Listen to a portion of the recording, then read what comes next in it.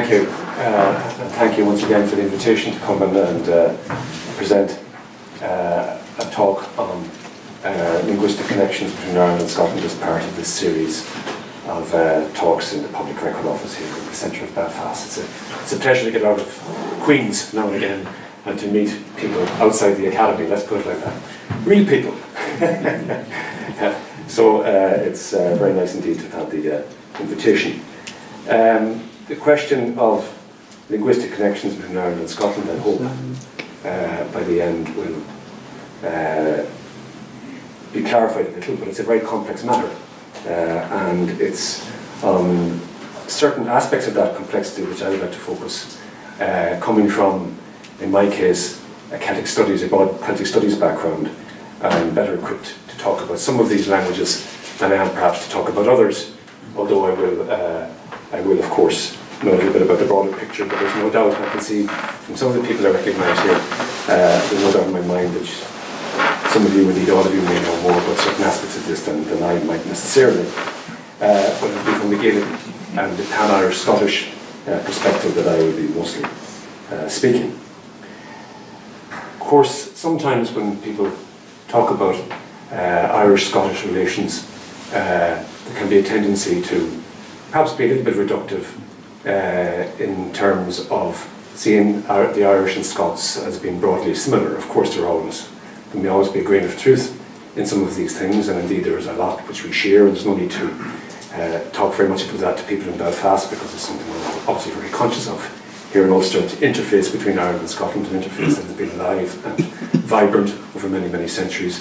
We're very aware, of course, of that interconnectedness. But the idea that Scotland and Ireland are one and the same, of course, is a different matter. It's an idea that goes back a long, long way. It was an idea that, for example, was articulated by the famous English Elizabethan poet Edmund Spenser in the 16th century, in his view of the present state of Ireland, which dates to 1596, for example. He put these words in the mouth of one of his characters: Ireland and Scotland, or Scotland and Ireland, are one and the same. The basis, of course, of that understanding is indeed the word Scot itself, which is a Latin word, as you may well know.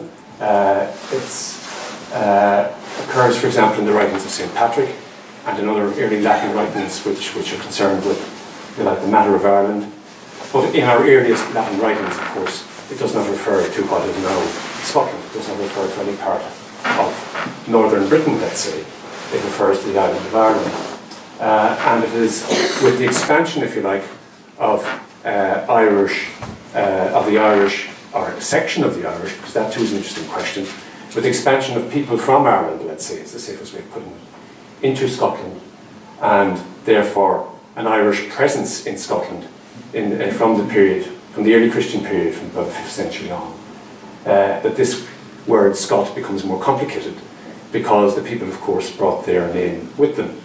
And the Scots now, of course, include not just the Irish, to which they originally referred, but also, if you like, the Irish in North Britain. And therefore the word Scot has to expand its range of meanings to accommodate the new reality. In other words, the Irish within Ireland and those of Irish, if you like, ancestry in Western Scotland, which was the first part of Scotland which was settled by Irish immigrants.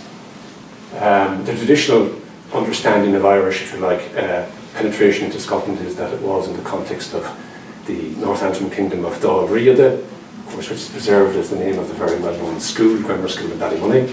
But it's associated with Dál Riada traditionally, and King Fergus of Dál Riada is said to be the first who also was king of, if you like, the territories of Dál Riada on the Scottish side, and is also thought to have his name preserved in the town of Carrickfergus. In actual fact, nowadays, the early historical and the early linguistic scholars tend to think of Irish expansion to Scotland not being confined totally to what is now North Antrim, but being more broadly based, if you like, expansion from Ulster to Scotland in this earliest period, from around about the time of Patrick, let's say the 5th century on. It seems to have been, although of course there are references in our early sources, the annals, to conflict between, if you like, the incoming Irish and the peoples they found before in Scotland, what's now Scotland, on their arrival. No more so than there would be at home among the Irish tribes, perhaps. In other words, we don't get a picture of overbearing conflict between, if you like, the Irish and their descendants in Scotland and the other peoples round about them. In other words, we're not getting a picture of conquest and conflict on a massive scale. The picture we're getting is more one of, if you like, gradual Gaelicization of Western Scotland, which is mediated to some extent by the fact that the Irish were Christian and brought their Christianity with them. And of course the most famous monastery in that context is the monastery of Iona, which was founded by Columcille, associated of course with Donegal and the monastery of Derry, and Iona was said to have been founded in 563. So the understanding now is that in actual fact, if you like, the extension of Irish culture, let's put it like that, or Gaelic culture, into Scotland from the 5th and 6th centuries was very much bound up with the extension of Christianity from this part of the island of Ireland to the neighbouring part of Britain. And that was an important, if you like, factor in the extension of Irish influence on the other side of the Moyle, as we call the channel, of course, between North Antrim and Kintyre. And we can see, of course, that Iona is located here off Mull, as you know, and this whole, if you like, insular archipelago, I mean, can also be said to include Rathlin, and we're getting very close to the Antrim coastline here at this point. So the geographical issue, of course, is one which is very pertinent in terms of Irish-Scottish relations at this point. And it's easy to see anybody who's ever been, like me, who's not from North Antrim, obviously, but who's been to North Antrim and remembers being in North Antrim for the first time, particularly on a clear, beautiful day, the effect of that on you, when you get a view of Scotland, is astonishing, to be honest with you. If you're from the west of Ireland, where the next island is America, and you find yourself in North Antrim and you see a landmass, and somebody says, well, that's not actually Rathlin, and you say, what? Where can it be then? You say, Scotland? Surely not. And it's very, very striking when you see that visually for the first time, and you realise just how easy it was, if you like, to navigate that channel on both sides. So, if you like, extension of Irish influence into Scotland, the expansion of the name Scotia, therefore, to include the areas of Irish settlement within Scotland, is the background to the eventual transfer of the name Scotia from Ireland, to which it applied originally, to what became, if you like, the Kingdom of Scotland. Initially, of course, we have Ireland and Scotland being distinguished in terms of Scotia Major and Minor, in other words, the Greater Scotia, Ireland, and the Lesser Scotia, Scotland. And there is a very striking, at least, a very striking instance of the memory of that fact in an account given by the cleric John Elder to Henry VIII in 1543, where he's informing the king of, a little about the background to Scotland, and this is how he puts it. Now, it's a little bit of rhetoric here, and a little bit of exaggeration, as you can see, but Scotland, he said, is inhabited, or was inhabited, with giants and wild people. Exoticization of Scotland, if you like. Without order, civility and manners, and spoke none other language but Irish, and was then called Éireann Bheag. I have transliterated that into Irish spelling in square brackets. What we're getting, of course, in this extract itself is an anglicization in the same way as we spell Belfast as Belfast. It's the, here we have the, if you like, should maybe make that clearer. Yes, there we have the anglicized spelling, and there's the Irish original, which is based. So the idea of, if you like, of Greater and Lesser Ireland, Greater and Lesser Scotia, is retained, at least in the memory of those who are familiar with historical sources, down to the 16th century. And it goes back, of course, this idea of, if you like, connectedness between Irish and Scots goes back. We started out with Spencer, but we can talk about others as well. One who is particularly striking is a man called Bartholomæus Anglicus, who is writing in Germany around 1245, and in his account, of course, which is written in Latin, he talks about the Scottish people being the same people as those in Ireland and resemble them in everything, including language, he just says language, so we'll come back to that, customs and character. So this idea that we get again in Spencer in 1596 is present here. So it's an idea that has some, if you like, pedigree and antiquity. Indeed, Robert the Bruce, the famous Robert the Bruce, who we know of course from the 14th century and who's been obviously popularised too on screen, as well in the context of the Wars of Independence and the story of William Wallace. But he has written a very, very famous letter. He wrote a very famous letter in 1307 when he was under pressure, of course, at home in Scotland and wanted to curry favour in Ireland. In other words, he wanted to get Irish support in his battles in Scotland in the context of the Wars of Independence. And this letter, of course, is translated from the Latin. It was written in Latin, not in Gaelic. But this is what he had to say. So it's the same idea of connectedness between Ireland and Scotland. And he said, whereas we and you and our people and your people, and this is addressed to the lords in Ireland, free since ancient times, share the same national ancestry and are urged to come together more eagerly and joyfully in friendship by a common language and by common custom. We have sent over to you our beloved kinsmen to negotiate with you in our name about permanently strengthening and maintaining inviolate the special friendship between us and you, so that with God's will, our nation may be able to recover her ancient liberty.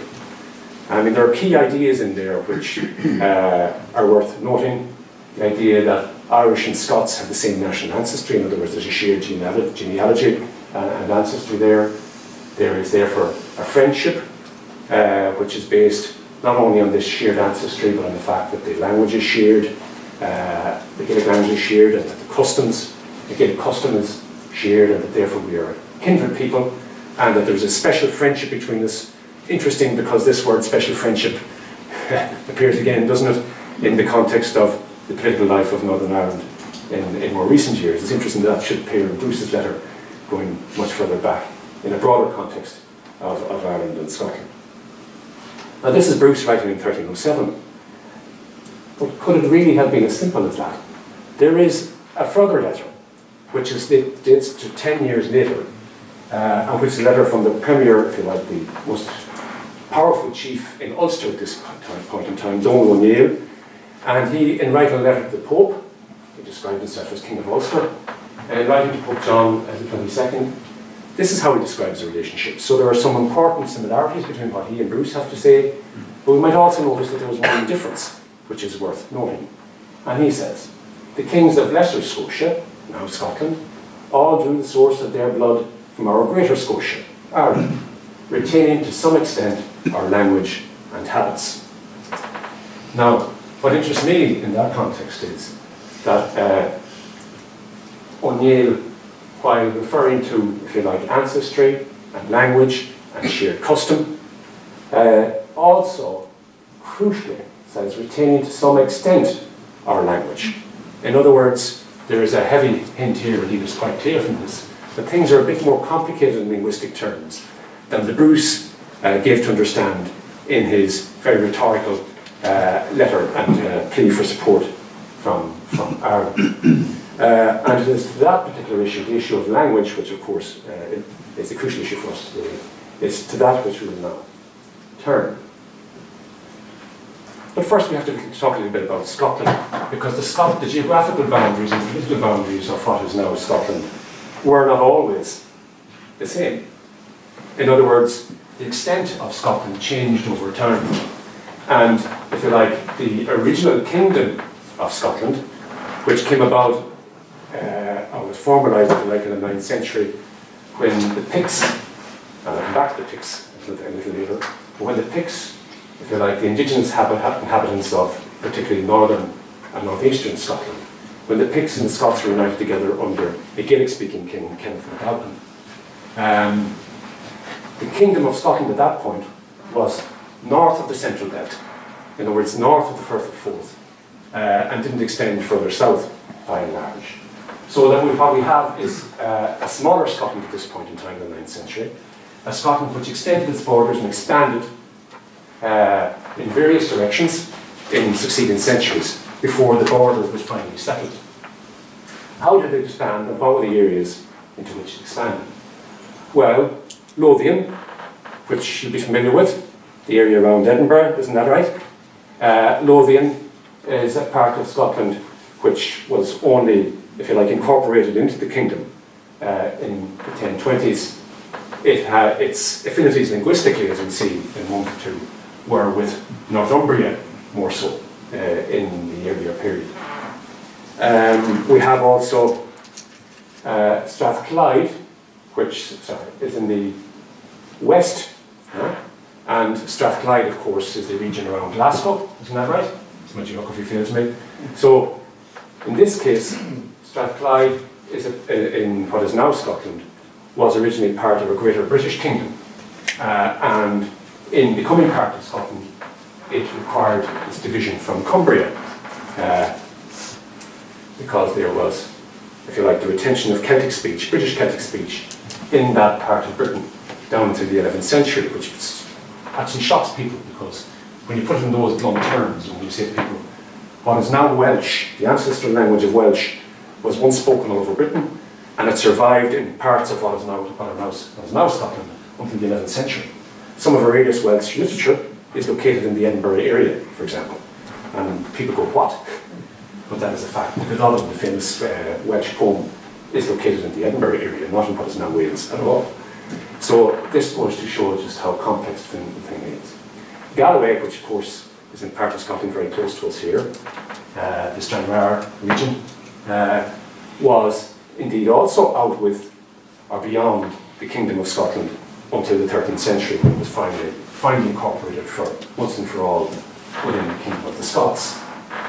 And what is now the most Gaelic-speaking part of Scotland, that part of Scotland where the language now persists most strongly, the Western Isles, wasn't part of Scotland at all until finally there was an agreement between the King of Norway and the King of Scots, by which the Western Isles became formally part of the Kingdom of Scotland in 1266. So what is now the most Gaelic-speaking part of Scotland was originally held by the King of Norway, and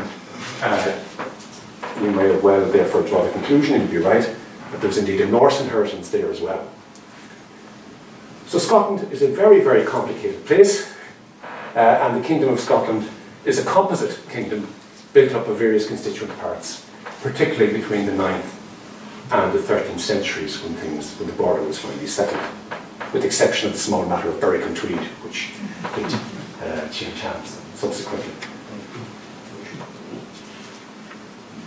So, language then is a very complicated matter when it comes to Scotland, exceedingly complicated. By comparison, because we're of course interested in making a connection here with this island also, by comparison things are less complicated here. Now, there are things about language we know very little about. For example, we know that there were prehistoric languages spoken both in Ireland and in Britain, of which we have little or no knowledge. Irish is not the first language to be spoken in Ireland, nor is British Celtic, its cousin, the first language to be spoken in Britain. There would have been languages spoken in Ireland and Britain before this point. I mean, we've evidence for human habitation in Ireland for 10,000 years, in Britain much, much longer. Perhaps sporadic, but much, much, much longer. But we know nothing of these early languages. People like me who are interested in place names would say that there is the possibility in some of our very ancient river names that we may have a remnant of a language which preceded Irish or British Celtic in Britain. That's the sort of place we would look, because some of our river names are very hard to explain and cannot be easily explained in Irish terms, and the reason may well be that they actually contain elements of an earlier language of which we've no other trace. River names tend to be, or big river names tend to be very, very ancient, not just here but in other places also. So there are prehistoric languages of which we know little or nothing, but other than that, in Ireland as an island, linguistically Irish was dominant for periods of time, utterly dominant.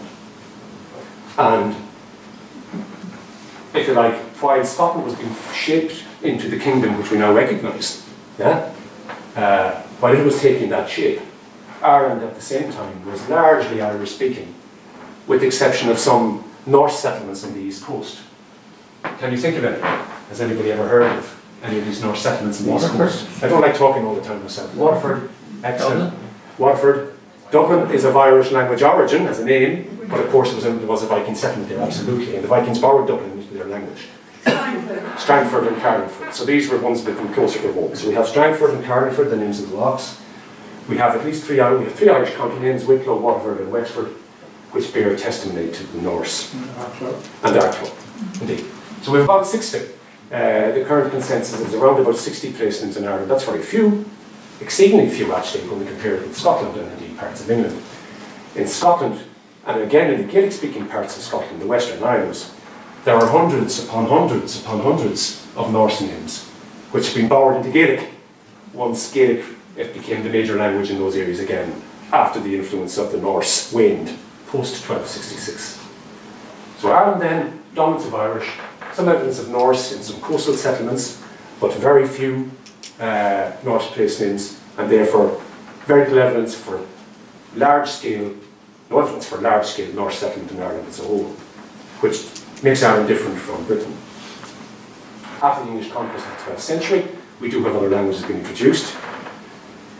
The English conquerors spoke not just one language but two. The upper classes tended to speak French as well as English. One of our earliest poems from this period of, if you like, conquest, which is not in the Irish language tradition, but which is in the new linguistic traditions which are brought in at that point in time, is in French, a poem on the Ross, which is very well known. And also, of course, the most famous poem of all, the poem which, if you like, celebrates the conquest by the Anglo-Normans, which is commonly called the Song of Dermot and the Earl, which is written not in English but in French. And this is a document from Ireland, but written in French. Okay, which maybe you might say, no, hold on a second, I thought you said this was simple. Perhaps it's not all that simple, but it is certainly more simple than it is in Scotland. So if we have by the way, I just threw this map in here because we're obviously talking about Norse settlement here, Wexford and Wicklow. We can highlight in Dublin, as was mentioned, but otherwise we're talking about, you know, Gaelic holding out. And this, of course, is a map from a slightly later period, so you see the Anglo-Normans being mentioned as well. Now, Scotland, to go back to the point, Scotland is much, much more complex. It's a multilingual country, historically. And what makes it multilingual? What makes it multilingual is the range of languages which were spoken there by communities of Scottish people. So we have, in the first instance, the languages or the dialects which preceded Irish in what is now Scotland, and of which we know little. And they are Pictish and Cumbric. Now these terms can confuse a little, but the best way I can put it is that they're probably best conceived as names for dialects of British Celtic. There had been a view in the past that Pictish was a separate language, but I don't think that that now really holds sway. The similarities between Pictish, from what we know of it, and Cumbric, which is that variety of British spoken in southern Scotland, so there's a geographical difference. The difference between them are very slight. Indeed, the first person to make a distinction between Pictish and Cumbric is the Venerable Bede, who wrote a famous work entitled The History of the English People. And he talks about the Picts and the Britons in the south of Scotland, which spoke Cumbric, as if there were two different languages, but actually, much more likely that they're two different dialects, which were mutually intelligible, but which did have perhaps some distinguishing features. So we have a British Celtic inheritance in what is now Scotland. We have the Irish coming in from Ireland. At what point that ceased to be called Irish, or to be understood as Irish, and to be understood as Scottish is an interesting question, which is not that easy to answer. But we'll touch on that again in a moment or two. This is why I put Irish in inverted commas, because that's an open question. We have the Norse language being brought in by the Vikings in the Northern Isles, most strongly of all, and also in the Western Isles and part of the mainland. Norse persisted in Orkney and Shetland until the 18th century, which shocks people. Up until the 18th century, Norse was still spoken in Shetland and Orkney. And that is very recent. Then we have in the southeast, the Lothian area, which we talked about a moment ago, we have a variety of Anglo-Saxon, which can be referred to as Northumbrian. But in actual fact, the Scots, certainly a little later when we get some documentary evidence, quite often refer to it simply as English and spell it like that. And then interesting things happen which arise from that later on. And so too we have Anglo-Norman French spoken by some of the Anglo-Norman lords who came north from England and settled in Scotland. Grants and Gordons and people like that, who then subsequently became Gaelic speaking in some cases, or English speaking also. This complexity can be reflected and is reflected in our place name evidence.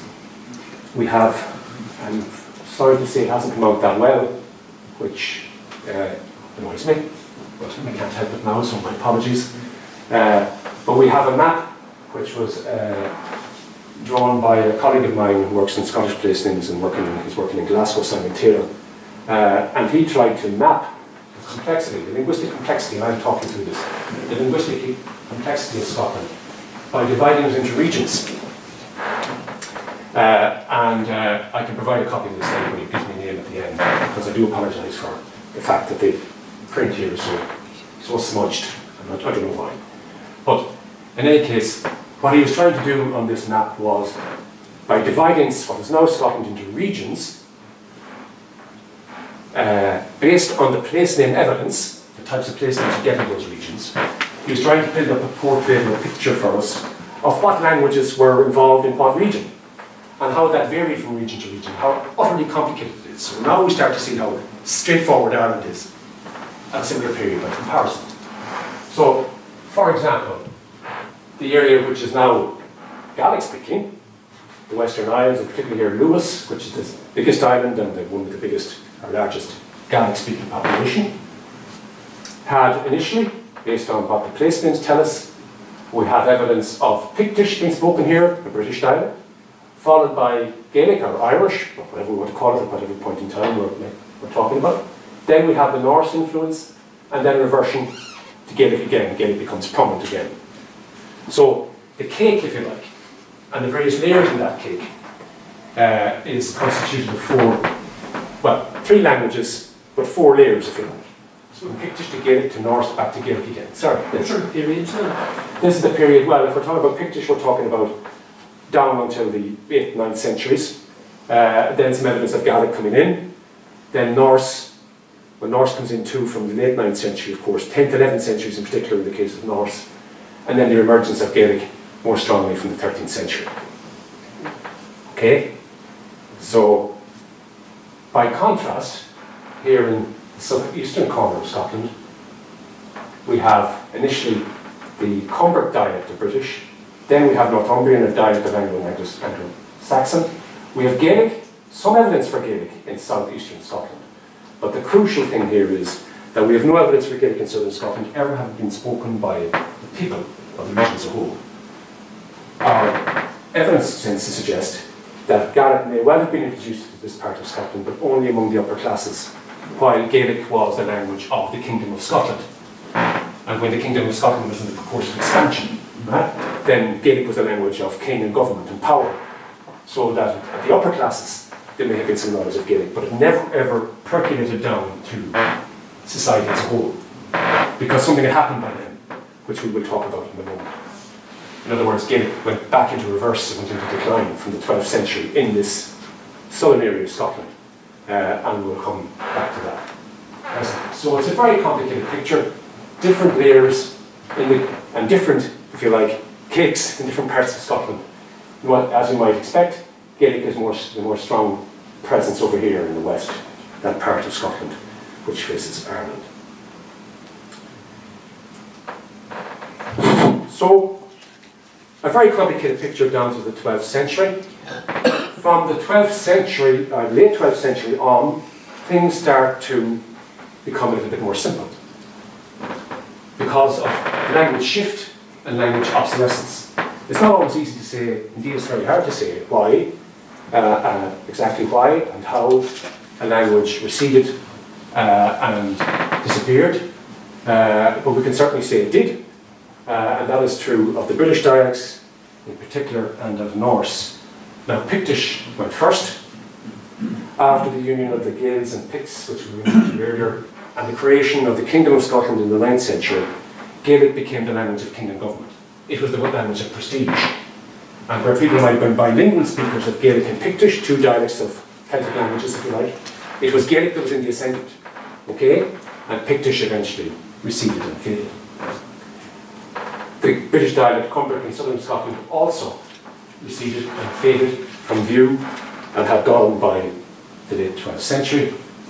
Norse, as you might imagine, although it did linger on in Orkney and Shetland, in the rest of Scotland, it too receded and gave way in the Western Isles to Gaelic. So what we're getting in the Middle Ages, from the 13th century on then, on into the 14th century, is a reduction of the complexity of the linguistic situation in Scotland to a situation where we really have two major languages. Norse does linger and stay, and remain, I should say, in the Northern Isles, but elsewhere in Scotland, what we're basically seeing is in English, let's call it English at the moment. Some of these names can be questioned at particular points in time. What is the right way to refer to the language? But we have basically Gaelic speaking west and northwest, and in the northeast and eastern coast in general, and further south we have English. So this great linguistic divide crystallises around a big geographical divide in Scotland, the divide between highlands and lowlands. The first to refer to linguistic differences in Scotland crystallising around those two great geographical regions of the highlands and lowlands is a man called John Verdun. And John Verdun wrote a history, if you like, in the 14th century, around about 1380, although he did derive some of his information from sources which go back to the 13th century. But he is the first to allude in these plain terms to difference between Highland and Lowland Scotland, and the fact that these differences were bound up with cultural and linguistic differences as well. And this is what he had to say. He, of course, was writing in Latin, but this is a translation. And he says, the manners and customs of the Scots vary with the diversity of their speech. For two languages are spoken amongst them, so there's no mention of Norse and no mention of the other languages. Two languages are spoken amongst them, the Scottish and Teutonic. The latter of which is the language of those who occupy the seaboard and plains, by which he meant the eastern seaboard and the southern plains of Scotland, while the race of Scottish speech inhabits the Highlands and outlying islands. So Scottish speech and Teutonic speech, according to Verdun, crystallised around the two regions which you've mentioned, Highlands and Lowlands. What are Scottish and, I know, we'll get to that in a moment. What is Scottish speech? Well, Scottish speech is the Gaelic language introduced from Ireland. So if that's important, because that suggests to us that still in the 1830s in Scotland, in a multilingual Scotland, not as multilingual as it used to still as it once was, but still in a multilingual Scotland, that this historian writing that period of time saw the Gaelic language as being the historical Scottish language, the language of the Kingdom of Scotland. The Kingdom of Scotland, after all, was, if you like, I'll put this in inverted commas, an Irish creation, a creation of those who had come in from Ireland, settlers from Ireland and their descendants. Teutonic language, on the other hand, Teutonic is of course another word for Germanic, isn't it? So the Teutonic language, as he describes it, is indeed English. So here we have it. Gaelic and English, these are the two big two. Gaelic spoken in the Highlands of Scotland and the north and northwest. English spoken in the east, along the eastern seaboard and down into the south. And around these linguistic differences, we have cultural stereotyping. Right? So the Lowlanders are civilised, decent, peaceable and devout people, whereas the Highlanders are fierce and untamable, uncouth, but there are some redeeming features, quick to learn, cunning if that's a redeeming feature, and handsome. He did also say that about dress sense, by the way, that's a nice side. Right? So this is cultural stereotyping, folk, which is not actually entirely of John Verdun's making. We see the same stereotyping in the Irish context in an account by Gerardus Cambrensis, who was one of the Anglo-Norman settlers in Ireland in the 12th century, and in his famous history of Ireland from that period, he talks in the same terms in relation to the Irish. So the idea of being fierce and untamable and uncouth then is bound up with speaking the Gaelic language, whether it be in Ireland or in Scotland. Okay. Whereas those who spoke a language other than Gaelic in Ireland or in Scotland, English in this case, well, they were more civilised people and more decent and devout. So, what's interesting, of course, about that is that it reminds us of the fact, and I think this will already be clear to you, that there are varieties of Scottishness, and we'll come back to that again. That Scottishness is not a uniform thing. There are varieties of Scottishness, which makes Scotland particularly interesting.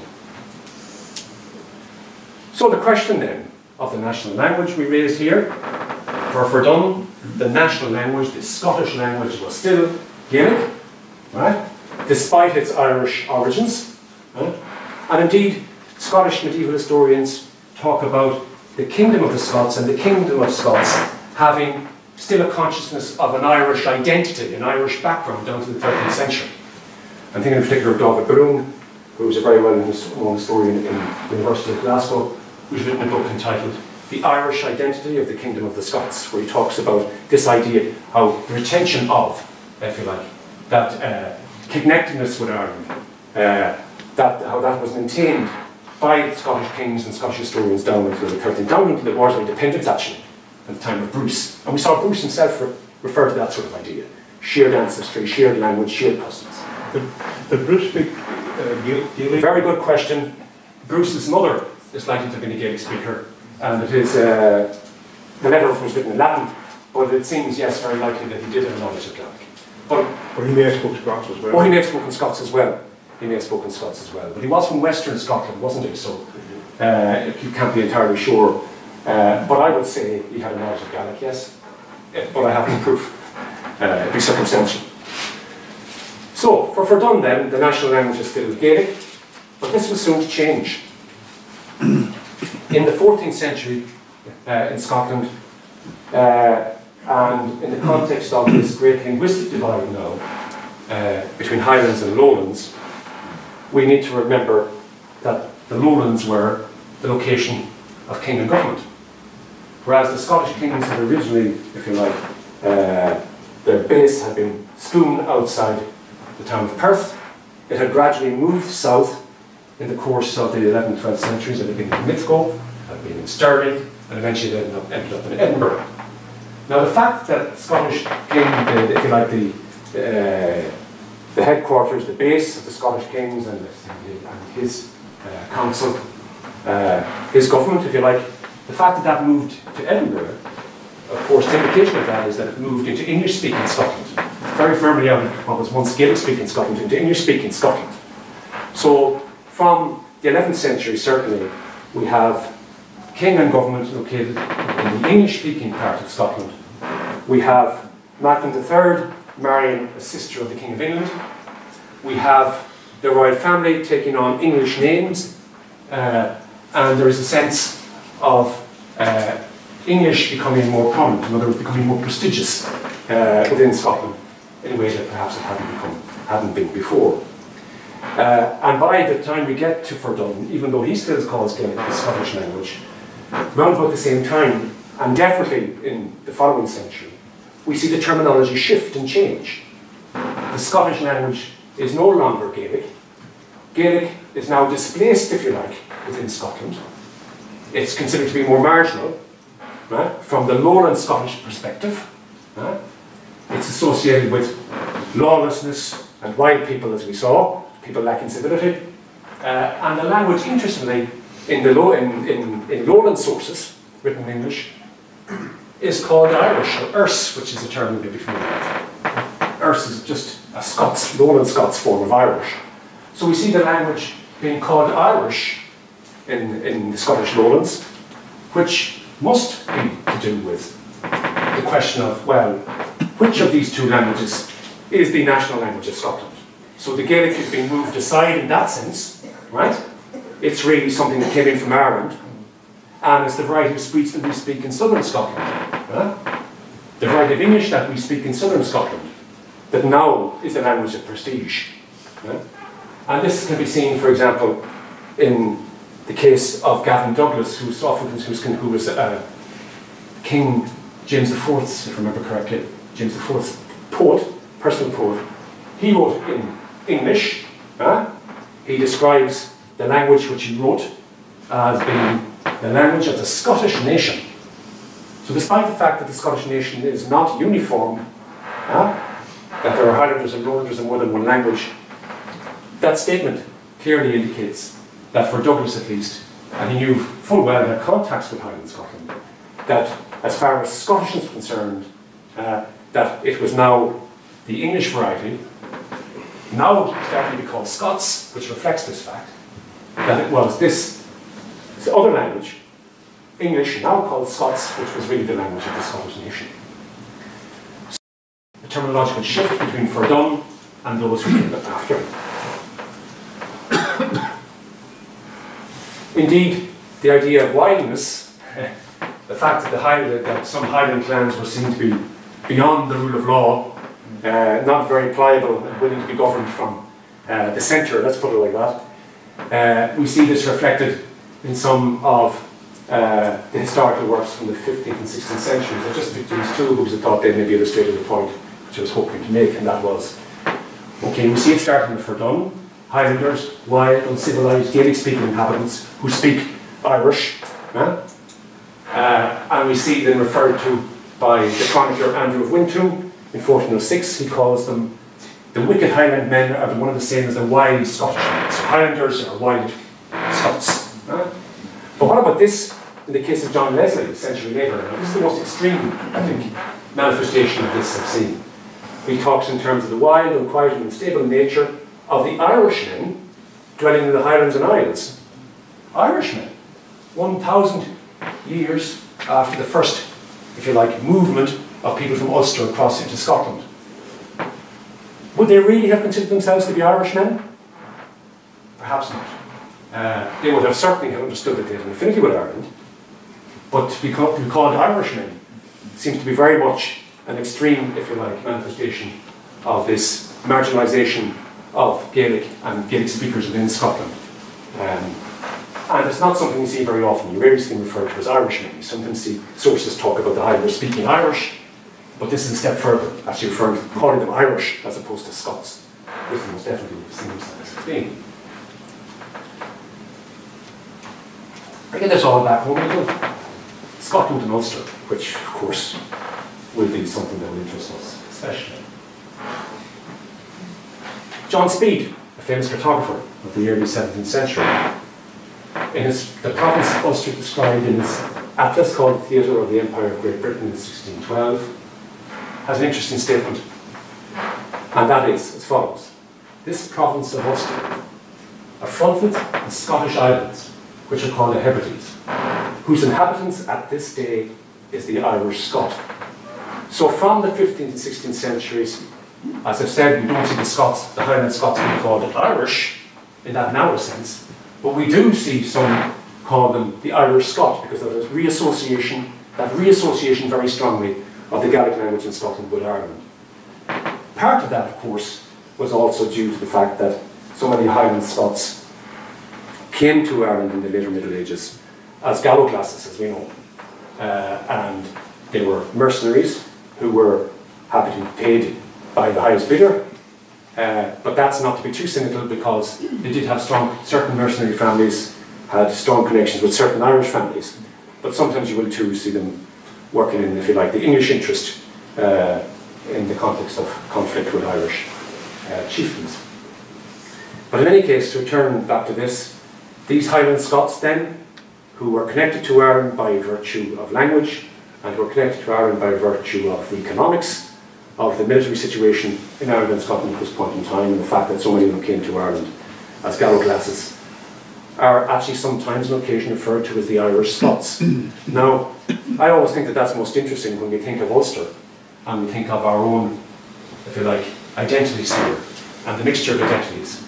And when, let's be honest, when some people in the past, I think this is changing, and it has changed a lot, I think, in my time, but where people were sometimes incredulous, let's say, in the national tradition, that people in Northern Ireland could see themselves as British, Well, then I would just say, you know, these things, you know, we have other evidence for, if you like, parallel things happening in the context of our broader relationships in these islands. And here we have people being called Irish Scots 1,000 years after the movement of people from Ireland to Scotland and founding the kingdom of what is now Scotland. It's just interesting and thought-provoking, I think, in that respect, that this idea of identity is something which is much more complicated and much more nuanced than perhaps sometimes we have allowed in the past. This reference to Irish Scots I've seen in other places. I'd be honest and say that my impression in English documents is that it becomes more common in the course of the 16th century. So to highlight that point, I'll just give you two examples from the Calendar of State Papers in Ireland. The first from 1551 and the latter one from 1571. I've also found another reference from papers of Henry VIII where the Highlanders are called not Irish Scots, but this time the other way around, the Scottish Irish. So it could work the other, the hyphenation could be the other way around as well on occasion. But Irish Scot is more common than Scottish Irish. But look what we're seeing here. 1551, the Calendar of State Papers for Ireland, the Scots of the Out Isles. These are the mercenaries who the English administration were so found to be such a nuisance, if you like, in trying to control the Irish situation. The fact that there's a ready supply of Gaelic mercenaries from Scotland was something that they obviously found difficult to handle. But 20 years later, in the same document, the Scots of the Outer Isles are now called the Irish Scots from the Outer Isles. So it makes me wonder that in the course of the Elizabethan period, the reign of Elizabeth I, that when these issues of identity become so, if you like, contested and so very much before, right? In the final stages of the Elizabethan conquest of Ireland, that's interesting to see that these Scots mercenaries are referred to perhaps, although I'd like to do a bit more work on that, referred to more and more as the Irish Scots because they're perceived as being, if you like, having an affinity with the Irish, which was not in England's best interests in this particular context. Finally, who are the Ulster Scots? It wouldn't be for me to say who the Ulster Scots are, it's just for me to maybe ask a few questions and see what you say. And in the context of what I've been seeing, how you might maybe contextualise that a bit further. There are people in this room, I know I recognise some of you, and I know there are people coming after me in subsequent weeks who will be talking about the Ulster Scots tradition with authority, as opposed to me myself. I can talk about Irish and Scottishness in a different context, but I cannot claim to be an expert of Ulster Scots. But I do know enough to know that, of course, Ulster Scots is a variety of Lowland Scots that was introduced into Ulster in the course of the plantation, and that have persisted in Ulster from that point. We'll have people, I think Steve told me, talking about the rhyme, about the bards in the Ulster Scots tradition will be coming at some point. I'm sure you may wish to say something about that at the end, to steal your thunder.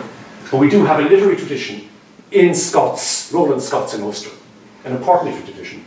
And indeed, for the first time in my recollection, some Ulster Scots poems of the 18th century have been included in an anthology of Irish poetry in English, published in the course of the last 12 months, with a glossary for those Ulster words, which people might not understand from other parts of Ireland or more broadly. But it was good to see those make it in. However, get back to the point. The point I was hoping to make was this, that when we are talking about Scotland and Ulster, and when we're talking about, if you like, that Scottish element which is such an important part of the Ulster character, let's put it like that, and which distinguishes Ulster in some key respects from the other provinces of the island of Ireland, let's put it like that. When we're talking about that Scottish element, of which we're all conscious, I hope that you might perhaps now, if you didn't already, appreciate that the very Scottishness which we are alluding to there is much more complicated. And it wasn't just a matter of one language coming over from Scotland at the beginning of the 17th century. The Scots who came over at the beginning of the 17th century spoke too. Now, the Ulster plantation has as a purpose, of course, or one of its many purposes was, of course, to break up, if you like, that old collaboration, let's say, between Gaelic-speaking chieftains and clansmen on both sides of the Moy. And that was facilitated, of course, by the Union of Crowns, by the fact that this King of Scotland and the King of England and the King of Ireland were now one and the same person. So that one and the same person, being James VI of Scotland, James I of Great Britain, as he called it, and Ireland, he, of course, did not wish to see Gaelic clansmen, Gaelic mercenaries, moving from Scotland to Ireland, in the way that he was quite happy to see them move from Scotland to Ireland before he became King of the United Kingdom of Great Britain and Ireland. So the Ulster plantation did not have, in any formal sense, the intention of bringing in Highland Scots. Okay? But of course there were Highland Scots in Ulster before the plantation, and the most important Highland Scotland before the plantation was Randall MacDonald and the MacDonalds of Glenarm.